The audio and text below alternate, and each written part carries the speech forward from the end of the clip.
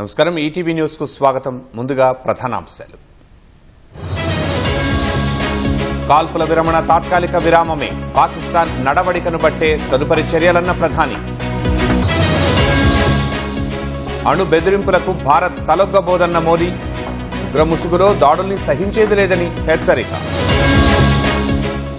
పాక్ బతికి బట్టకట్టాలంటే ఉగ్ర శిబిరాలు తొలగించాల్సిందే, దుస్సాహసం చేస్తే చావు దెబ్బేనని హెచ్చరిక. ఉగ్రవాద నిర్మూలన, పీఓకేపైనే ఇకపై చర్చలు, రక్తం నీళ్లు కలిసి ప్రవహించబోవన్న మోదీ.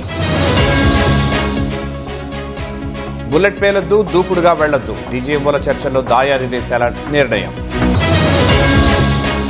వాణిజ్యం పేరుతో యుద్ధాన్ని ఆపానని ట్రంప్ గొప్పలు, సంబంధమే లేదంటూ తిప్పికొట్టిన భారత్.